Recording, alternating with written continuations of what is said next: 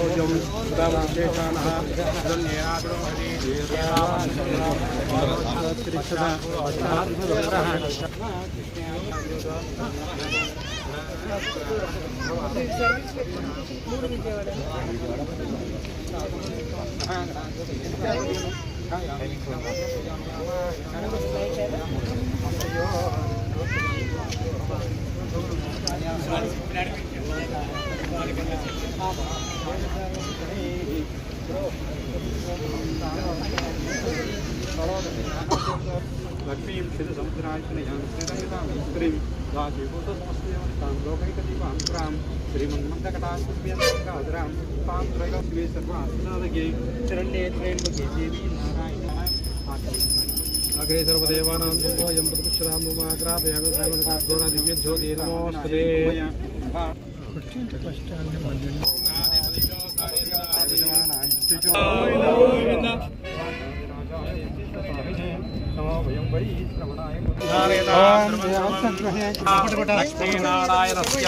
అయం ముహూర్త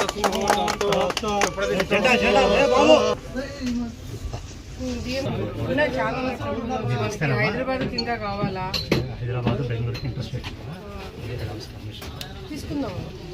లెటర్ ఇస్తే నేను పెట్టండి. ఇప్పుడు ఈడీ ఎవరు మీకు?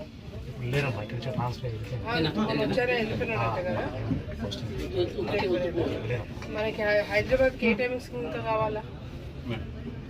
అదే ఇప్పుడు కంపెనీ డేలో చెప్పాను. డే హైదరాబాద్ డే 1 కావాలా? తర్వాత బెంగళూరుకి డే కావాలా? నైట్? బెంగళూరుకి నైట్ ఇంతకుముందు మనకి 2 సర్వీసులు ఉన్నాయి. ఈ కరోనా వచ్చిన తర్వాత తగ్గించేస్తాం. సో బెంగళూరుకి నైట్ 2 సర్వీసులు, ఒకటి కావాలా? ఒకటి కావాలా? ఇంకా హైదరాబాద్కి 1. ఇక లోకల్గా తమరు అడిగినట్టుగా అన్ని పెడతానే ఉన్నాము. స్కూల్ సర్వీస్ ఇబ్బంది ఏం లేకుండా మిమ్మల్ని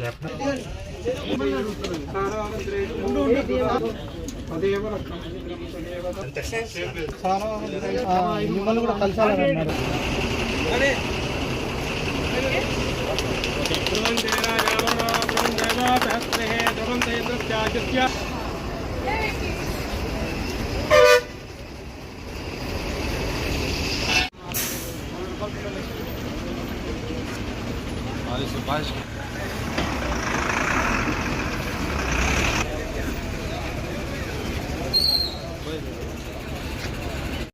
ఈరోజు ఆళ్లగడ్డ పట్టణంలో ఆర్టీసీ బస్టాండ్ డెవలప్ చేస్తుంది ఎవరు అంటే చిన్న పిల్లల నుంచి కానీ ఎవరు అడిగా కూడా చెప్పడం జరుగుతుంది.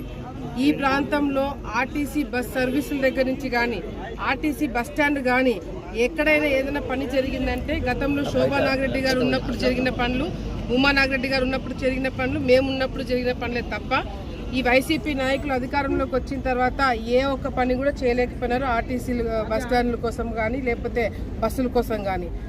గత 5 సంవత్సరాల్లో వైసీపీ నాయకులు అధికారంలో ఉన్నప్పుడు ఒక్క బస్ సర్వీసులు కూడా పెరగడానికి అవకాశం లేకుండా పోయింది.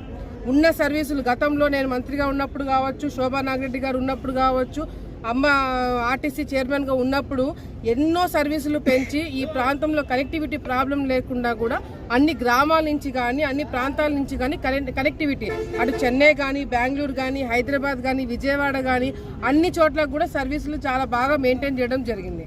కానీ వైసీపీ ప్రభుత్వం వచ్చిన తర్వాత ఉన్న సర్వీసులన్నీ తీసేయడం కాకుండా బస్సులు ఎటువంటి ఎక్కడికి పోయినా కూడా రిపేర్లు రావడం, యాక్సిడెంట్లు జరగడం, ఇట్లా చాలా కంప్లైంట్లు కూడా ఆర్టీసీ తరపు నుంచి కూడా రావడం జరిగింది. అంతేకాకుండా ఆర్టీసీలో పనిచేస్తున్న ఏ ఒక్కరికి కూడా న్యాయం జరగకుండా 5 సంవత్సరాలు కూడా చాలా ఇబ్బంది పెట్టే కార్యక్రమాలు గత 5 సంవత్సరాలు చూసినాం.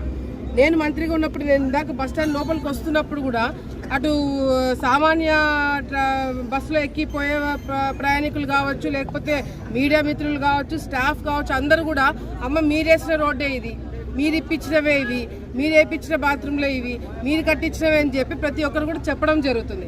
కానీ ఈ 5 సంవత్సరాలు మేమేందో చాలా గొప్పగా చేసుకున్నామని చెప్పుకున్న నాయకులు, వైసీపీ నాయకులు ఏ ఒక్క పని కూడా చేత కాలేదు, చేయలేకపోయినారని కూడా చాలా స్పష్టంగా అందరికి కూడా అర్థమైంది.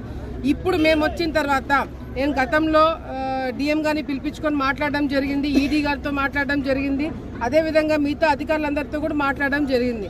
ఈ ప్రాంతంలో బస్ సర్వీసులు ఇంకా పెంచాల్సిన అవసరం ఉంది. గత ప్రభుత్వంలో అన్నీ తీసేయడం జరిగింది.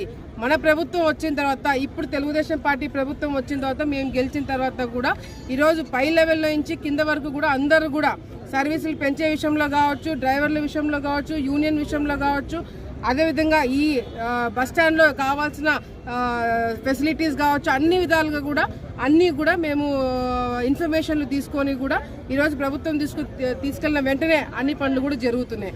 నేను మీ అందరూ మీడియా మిత్రులు కూడా తెలుసు, గెలిచిన తర్వాత ఏ విధంగా అధికారులను కూర్చోబెట్టుకొని మీటింగ్ పెట్టుకోవడం జరిగింది. దాని తర్వాత ఇప్పుడు మరి విజయవాడకి 2 బస్ సర్వీసులు ఈరోజు నైట్ సర్వీసులు స్టార్ట్ అయినాయి. ఒక నైట్ సర్వీస్ హైదరాబాద్కి స్టార్ట్ అవ్వడం జరిగింది. ఈరోజే 3 కొత్త బస్సులు రావడం జరిగింది ఆళ్ళగడ్డకి. అదేవిధంగా ఇంకా కొన్ని సర్వీసులు పెంచాలని చెప్పి కూడా నేను డిఎం గారితో మాట్లాడడం జరిగింది. ఏదైతే హైదరాబాద్కి పొద్దున పూట సర్వీసులు ఒకటి పెట్టాలని చెప్పి కూడా మాట్లాడడం జరుగుతుంది. బెంగళూరుకి నైట్ ఒక సర్వీస్ ఉంది, ఇంకొక సర్వీస్ పెంచాలని చెప్పి కూడా మరి మాట్లాడడం జరుగుతుంది. ఇంకా ముఖ్యంగా స్కూల్ పిల్లలకి ఇబ్బందికరంగా లేకుండా ఉండడానికి అన్ని గ్రామాల్లో కూడా ఎక్కడెక్కడైతే బస్సులు వెళ్తున్నాయో కూడా రోడ్ల విషయంలో కావచ్చు, లేకపోతే సర్వీస్ విషయంలో కావచ్చు, ఎక్కడైనా తీసేసినా టైమింగ్స్ డిఫరెన్స్లు ఉన్నా కూడా వాళ్ళతో మాట్లాడి వెంటనే చర్యలు తీసుకోవడం జరుగుతుంది. ఇప్పటికే కొన్ని చోట్ల పిల్లలు ఇబ్బంది పడుతున్నారు, మా ఊళ్ళకి బస్సులు రావట్లేదు టైంకి అని చెప్పిన కంప్లైంట్లన్నీ కూడా డిఎం గారికి చెప్పడం జరిగింది.